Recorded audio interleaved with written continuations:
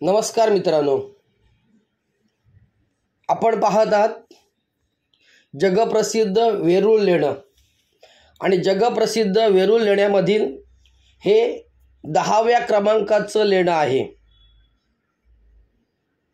मित्रांनो, या 10व्या क्रमांकाच्या लेण्याचं वैशिष्ट्य म्हणजे या लेण्याला विश्वप्रसिद्ध विश्वकर्मा लेणं किंवा सुतार झोपडी असं देखील म्हटलं जातं।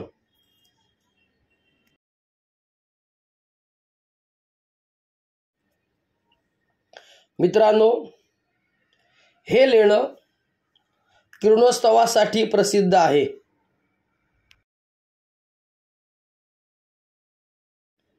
मित्रांनो, ज्या कलाकारांनी या जगप्रसिद्ध लेण्यांमध्ये कला आविष्कार घडवला त्या कलाकारांनी किंवा ते कलाकार वास्तुकलाशास्त्रातील स्थापत्यशास्त्र आणि खगोलशास्त्र या तीनही कलांमध्ये पारंगत असावेत आणि या तिन्ही कलांमध्ये पारंगत असणाऱ्या स्थापत्यने नक्कीच या तीनही कलांचा अभ्यास केलेला असावा।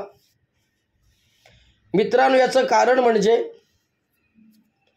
मार्च महिन्याच्या 10 आणि 11 तारखेला या वेरूळ लेणी हे जे 10 क्रमांकाचं लेणं आहे हे एका विलक्षण अनुभवाचं साक्षीदार बनतं।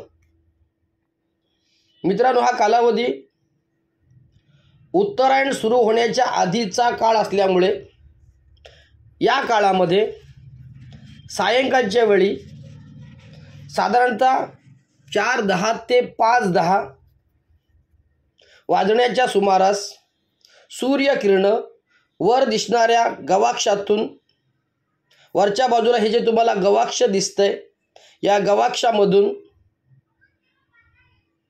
आतमध्ये लेणीमध्ये शिरतात आणि त्यामुळं अंधारलेल्या लेणीतील तथागत गौतम बुद्धांची सुंदर प्रतिमा अतिशय तेजाने उजळून निघते।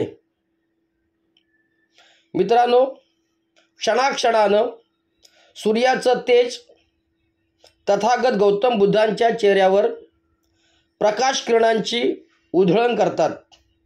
जणू एका तेजाची दुसऱ्या तेजाशी भेट निसर्गच घडवून आणतो।